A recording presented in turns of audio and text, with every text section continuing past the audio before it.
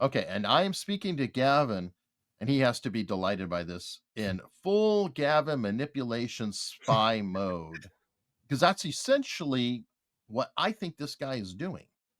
With this, we're talking about massive. We're talking about 10 million. It's a big stake. So she's already under pressure.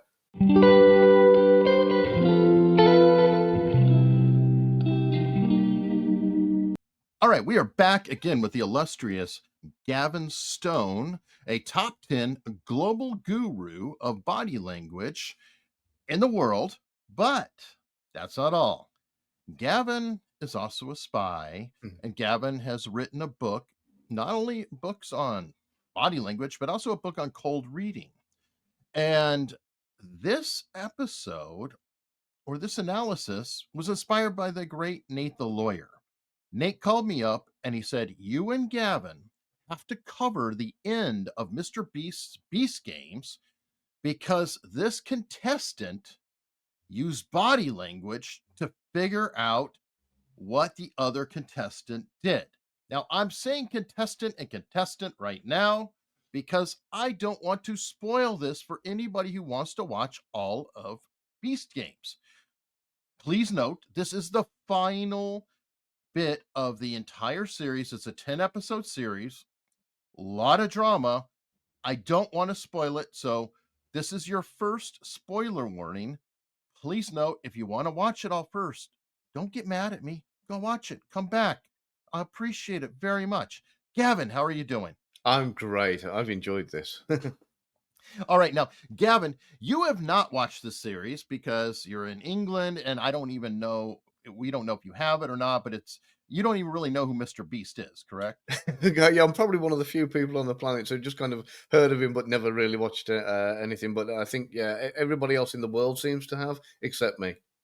Okay. Now, to give you an idea, Gavin, before we started, said that other guy there, is that Mr. Beast?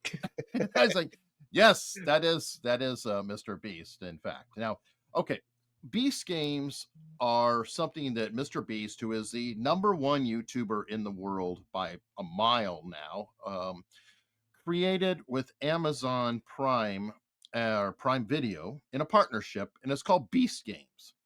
And Mr. Beast himself, technically, his channel is a bit of a game show, and he's known for giving away millions of dollars. He's been doing it for a long time, all kinds of different stunts, things like that. This is a partnership with Amazon where he put together games starting with 1,000 people and getting down to one person who wins $10 million.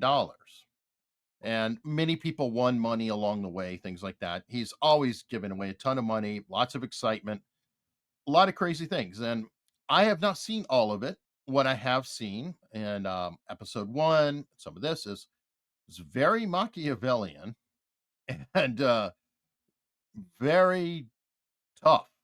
He goes through some things, like he likes to play mind games with people and get them to self delete out of the game, if you will, or to self disqualify or opt out through bribery, through trickery, through whatever means. And early on, he really cuts massive numbers immediately. By the end of episode one, over 500 people were cut. Wow. And he was dropping people like up to 80 at a pop. It was it was pretty interesting, tailoring it down. So now I'm bringing this all up so you understand some of the basic premise here, because the two contestants, spoiler warning, folks, spoiler warning again. If you haven't seen this or don't want to be spoiled, please watch the whole show. He's pitting these two contestants against one another. And there is a bunch of briefcases, I believe 10 briefcases. In one of these briefcases is a check for $10 million. He has the two contestants flip a coin to determine who is going to be guessing and who is going to be hiding this check. So we're going to start off with the coin flip. And the reason we're going to start with the coin flip is there's some interesting interplay between these two people that I feel sets the groundwork for what's going on. Do you agree, Gavin? Oh, I would definitely say so. Yes. Okay, and I am speaking to Gavin, and he has to be delighted by this in full Gavin manipulation spy mode, because that's essentially what I think this guy is doing is pushing the narrative. So here we go. Let's start looking. I'm gonna need you guys to pick heads or tails. Whoever guesses correctly will get to pick first. That's Mr. And Beast. could pick the winning briefcase before the other person even gets a chance. So I'll let you guys figure out if you want heads or tails. T?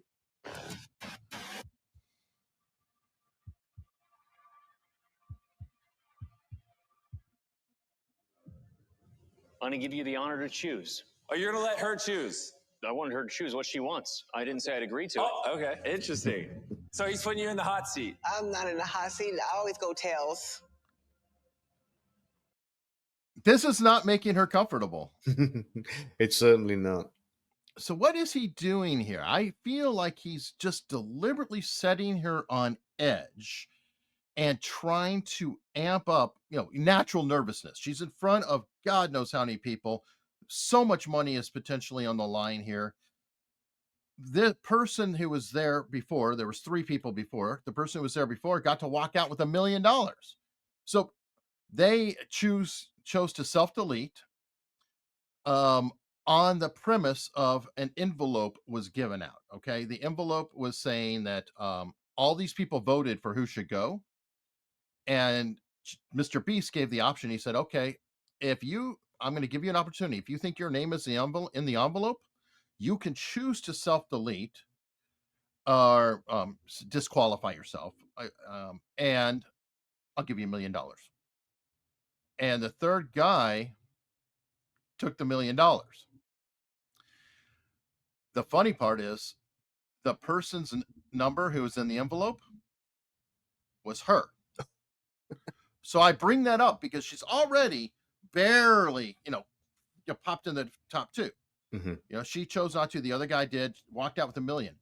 But she now is either getting 10 million or nothing, which really sucks.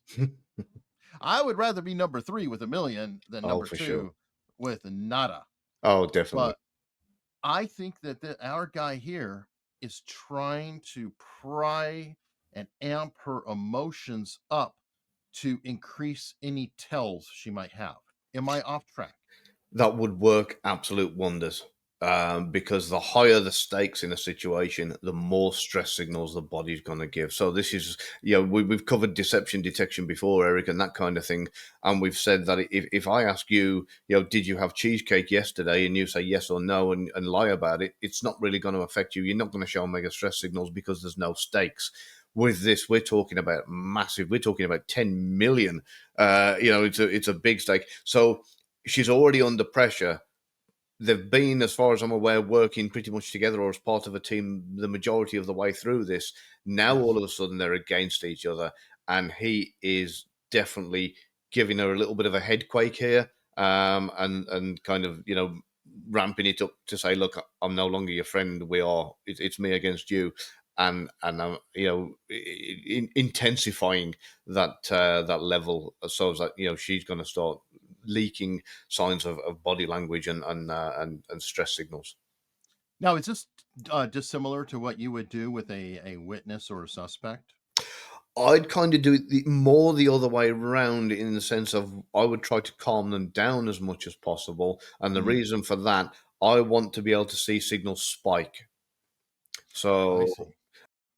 So what I can do is, if I'm questioning a suspect at any point or somebody, whoever it is, if they're nice and level and their baseline is nice and level, then I ask them about a particular thing, and then all of a sudden I get those stress signals. That's going to be a better indication to me. What he's doing here, he's prompting the stress signals so he can see for himself, what's going. And maybe he studied a fair bit of body language, watched a few videos, read a few books before he's even come onto this show to say, I'm going to give myself, as much of an advantage as possible. There could be a number of scenarios. Yeah. As we go, I will say this guy I wouldn't want to play him in poker, Definitely not. but he is very intense. But I get a vibe that he's definitely, or I get a vibe that he's a father. There's Oh, a quality there of his saying, "Oh yeah, so your window was naturally open at 10 degrees Fahrenheit? yeah. Pardon me?" Thank you. Thank you for being such a great Beast Games coach. An amazing son. We'll see as it goes, but he definitely there's a father tone there, I think. Oh, And no two ways about it. and I don't know if that's with her, but she responds. Intimidating? All right. Okay. We're not friends now. What's that? I know I usually do. But guess what? I'll let you call it. Wow, tension's already building. Even Jimmy Donaldson, Mr. Beast here, I think he's a little unsettled. Yeah. I think he genuinely, when he said, "Wow, attention," it's like, okay, what is that? What is this going on here? Whew. Okay. Tails it is. You want tails? Sure, why not? Are you fine with heads? I'm fine. Okay. Interesting.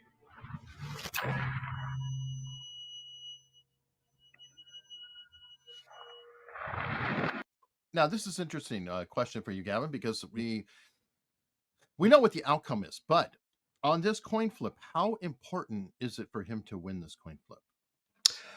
I think it's reasonably important for him in the sense of it's easier for him to be able to read her after she's hidden it than the other way around. If he has to hide it, and I think this guy's clever enough by all means to be able to do it either way.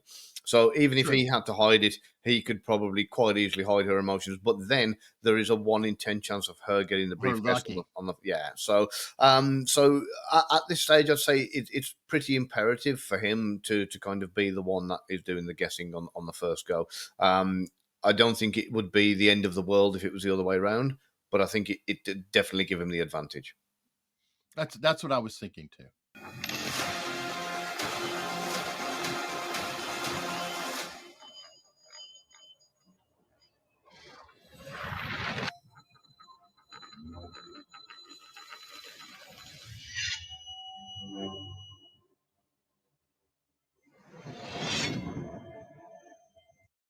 He does not react at all. That son of a bitch has a poker face. That he didn't even. It's an aggression. Mm. It is not like a thank you or anything like that. He is like, now what are you going to do? Like he is in this. He's a predator. Yeah, he's in work mode right there. She's not watching that coin; she's watching him. She's going to see where it lands, or will know where it lands when it gets called. He is watching that coin intensely to see what it. And as soon as it shows what side is up, that's it. He looks up, and there isn't not even a micro expression. There's nothing there at all. He just moves his eyes from the coins. He's got the answer. He's now ready to play. This guy's good. Oh, yeah. He's oof. It landed on heads, if you want to see it before I touch it. I believe you. Which means 831 will be playing first. Bring in the blindfold. All right. Now, during this part, Mr. Beast is going to explain what she can or can't do, to give a feel for the breakdown. Or the rules, if you will, because I think it's important to understand the rules of engagement here. 831 is blindfolded and can no longer see what's going on. Just so you can see, inside this briefcase is the Holy Grail, the check for $10 million. That's almost cruelty. It's like it's in your hands. Yeah, it's almost saying, look, it's right in front of you. This could be as close as you could ever get to it, or it could be the first time you see it before you have it. It's talk about teasing. And he's big on that. Seal it. For your sake, do not let him pick this briefcase. You can now put this briefcase anywhere you want on this table. And then when you're ready, he will take that blindfold off and try to guess it. If he guesses correctly, he will win, and you will leave with nothing. If he guesses incorrectly, it's your turn.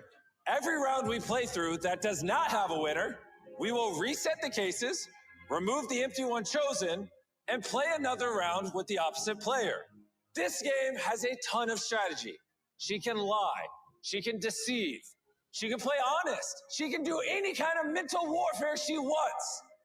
All that matters is that she doesn't let him get the $10 million briefcase.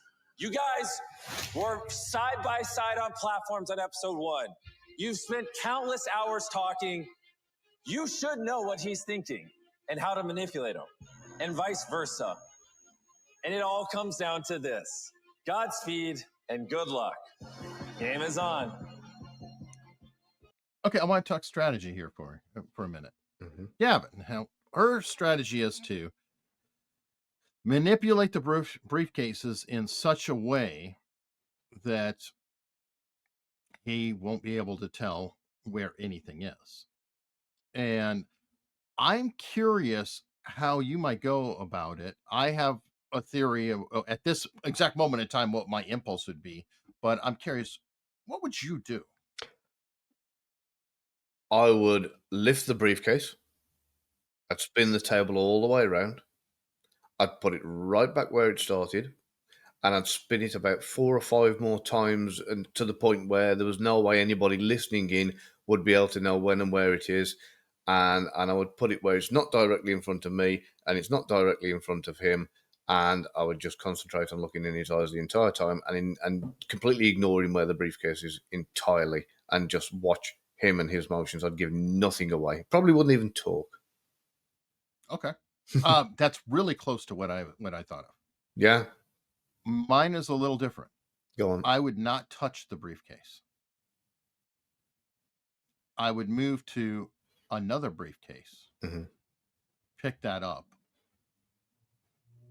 spin, and then swap that with another briefcase, and then put it down. Yeah, very similar. So, and part of the reason is that I don't even know if I would have it micro off slightly, because it's very hard to put them exactly in place. So by not moving the original briefcase, then it definitely will not be any kind of tell, any kind of movement, any kind of shift. True. So anyway, interesting that our strategy is kind of similar in that regard. But the most important right now, if you put briefcases in front of me, I know I'm screwed if you're doing any research, so I'll come up with something else. Yeah, there is that. But the thing is here as well is I wouldn't talk. I would just keep eyes focused on them, and that'd be it, because this is where people are going to give things away, you know, when their voice cracks and when they start giving indications. Oh, hold on, we'll see that. Let's not spoil too much. Yeah, let's. From the noise you make to the words you say, even while scrambling, it all plays into what he picks.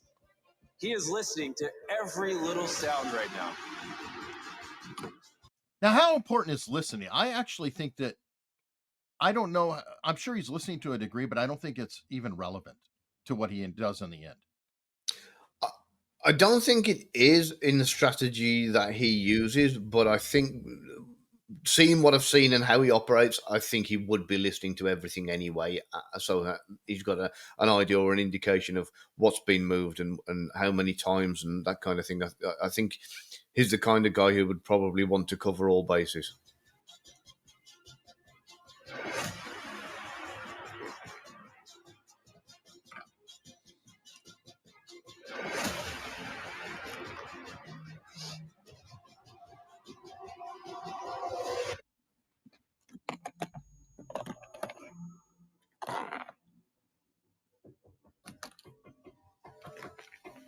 Before she gets too crazy, boys, turn around. Camera guys, can you guys turn around and face that direction?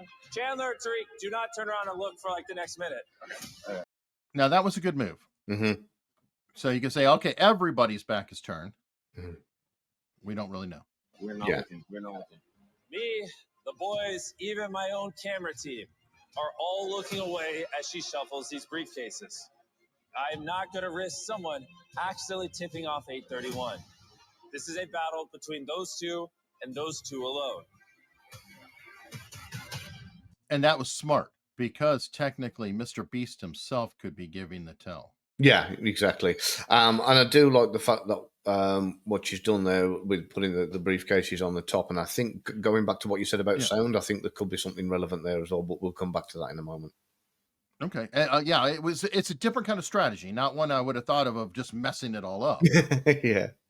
I'm a little OCD on some of that, so it kind of offends me Mm. to have it sloppy, if that makes sense, because I like even and Actually, thinking about it, when you're on about strategy, I think what I'd like to do now that I've taken the time to think, I'd like to take the check out of the briefcase. That's it. Take the check out of the briefcase, put it in your pocket. Nobody's looking. Yep. That would be funny. Oh my. I'm ready. Can I turn around? You can turn around. When you're ready, tell 831 to turn around and take his blindfold off.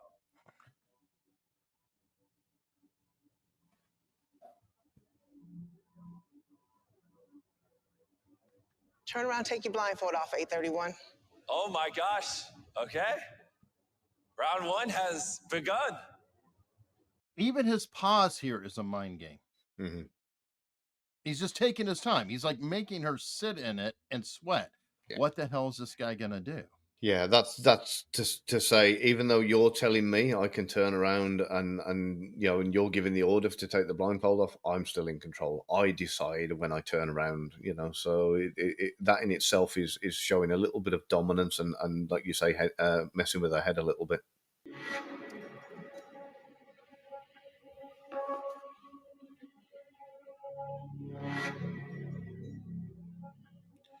Now, I like that right there. He's gauging and like just tracking the whole field. I don't know if he was military. I mean, the way he's looking at this is if he's looking at a battleground.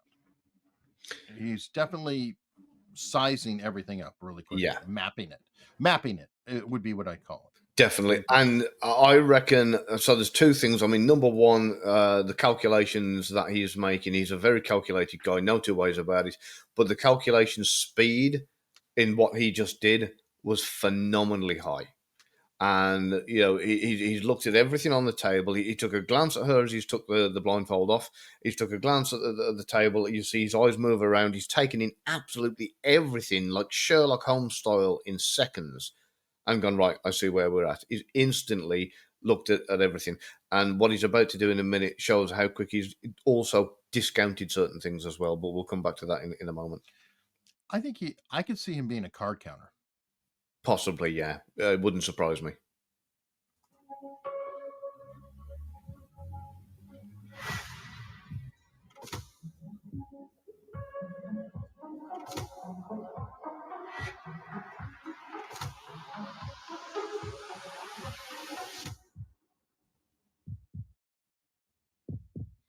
He's just watching her. Mm-hmm.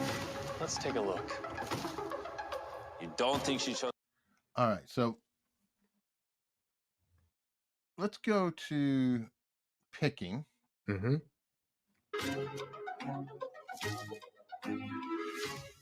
5's an interesting number. Is it? Now that is an interesting little I mean, the throat clenched, everything else. I mean, if I was to just go general things, whatever, I'd be like, uh-oh, that might be the number. Because she's doing an immediate tell as if it could be, but she's very nervous. Whatever this is, she's incredibly nervous. Got 5 in your family.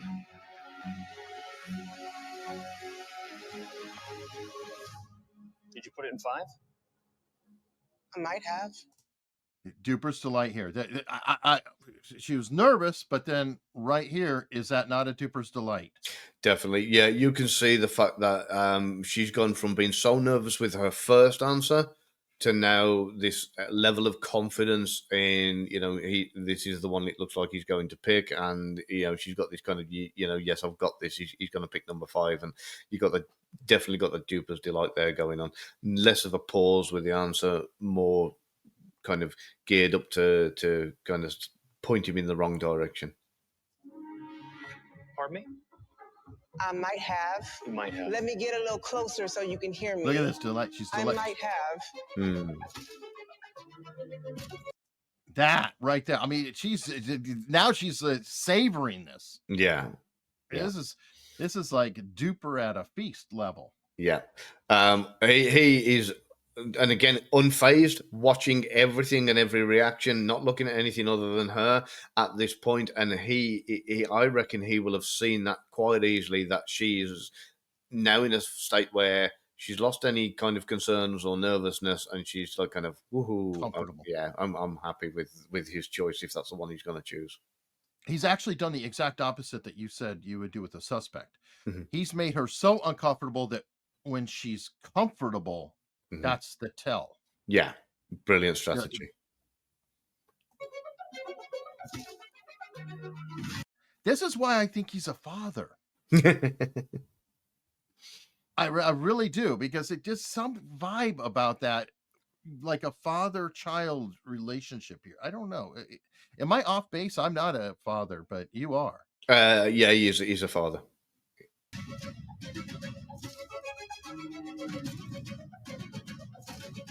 Anything you want to tell me about 6?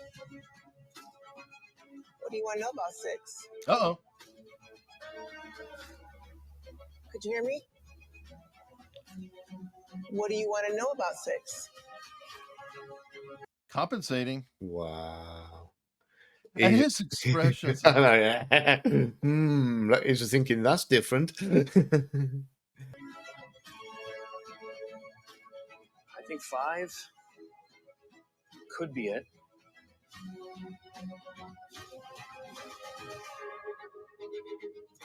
But in fact, I'm going here. You think That is not a happy look. Nope. is represented on a check in that 6 briefcase? I think 6 briefcase has the check. Is there anything you want to say to that? It's your pick. Oh, man.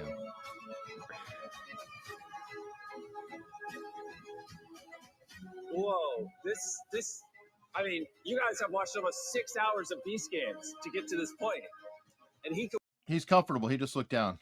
Mhm. Right there is like game over. Yeah. Like, oh, I was right. Okay. I don't care. Yeah, and This her voice cracked when she spoke about 6 as well. I mean, she you could hear the tension, you could hear the noise coming from her throat. How much cortisol must have been flowing for her throat to dry up that amount. Just at the fact that 6 is like the one that's in front of him. to win right here. Did he read her correctly? I don't think this number's special to her. I think that's one of the reasons why it is.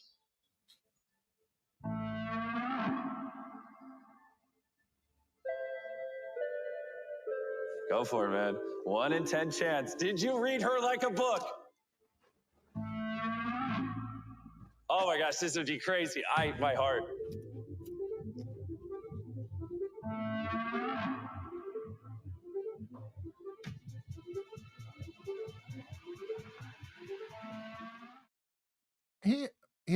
Everything about his expression has changed here. I could be projecting, but he almost looks sympathetic to her. Like he might feel slightly bad, like, this is mine, you lost. Am I projecting? I don't think you're a million miles off the mark there. I think he knows that he's about to take that off her, technically, if you want to call it that. In the sense of he has such confidence that he's got this in the bag right now. But I do know that he's also watching her the entire time, even after he'd made the decision and he was talking. His eyes were not looking at the host or MrBeast. They weren't looking at the briefcase or anything else. They were still watching everything and every micro expression on her face. And I think even she had an expression of, I've lost this. But, Yeah, there's a sadness look at one point with her. And I think that might be mirror neurons there reflecting that back. What? Right. Even there, he didn't look down. No, he didn't need to even look in the briefcase. He knew that was in the bag. He knew that was as good as got. Not because of the check in the briefcase. He knew it was there before he even opened it because of everything he'd read from her. Very talented guy.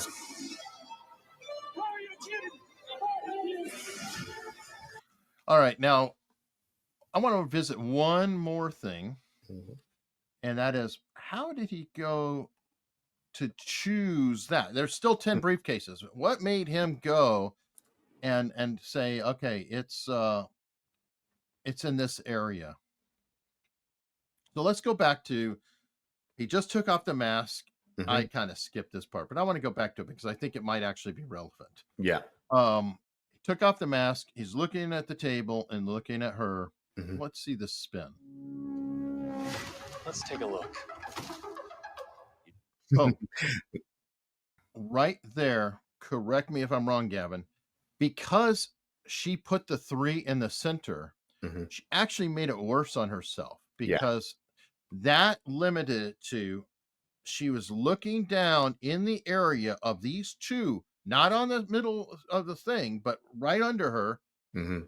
So it had to be one of those 2. So she right here eliminated 8 briefcases. Yeah. So, I mean, straight away, you can discount any of the 3 she's put on the top, which leaves it a 1 in 7. The 7 that are left, out of all the ones that are in front of him, there are 2 in front of her. He knows from the minute she's looking at it, straight away, it's one of those 2. And because her eyes are on it, their eyes are generally drawn naturally to what they're attracted to. It's just one of those things. If you get like people out in a bar, there are occasions where when one person finds another attractive, they'll generally keep looking in that direction, and everybody else might as well not be there. It's even the case where in a group of people, if a joke is told and everybody laughs, follow the people's eyes, because the people's eyes will always go to the person they find the most attractive or they like the most. So this is one of those situations where that amount of money is obviously life-changing for the majority of people, and she is so fixated on it that she cannot help but keep her eyes off that briefcase. She's looking at it from, even she's trying hard, but it's so difficult, and that was a massive tell and a big giveaway. Now, there is a flip side to that equation too, correct? If somebody is aware of this, if they pointedly never look at something, that can also tell you about the existence of something, correct? Yeah, it can do, yeah. So going back to what we were talking about earlier about strategies, I think I would possibly, if it came to it and we weren't doing too well, or I wanted to mislead somebody, I would pick a number that I knew the check wasn't in. Like I'd pick like briefcase number 3 or something, and I'd just constantly be watching number 3, like that was the one with the money in. But that's that is something that I could possibly consider using as a decoy.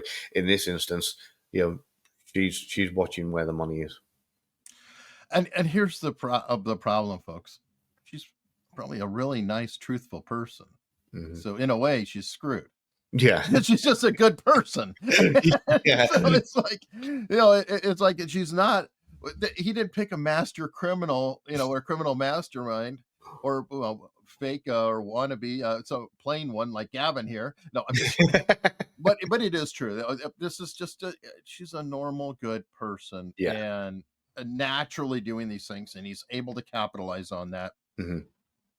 This is a fascinating discussion. Apparently, MrBeast, and I will try to insert the clip if I can find it, has discussed this, and he said that they tested this out before going. Obviously, they did, right? I mean, you don't run this kind of thing without testing it.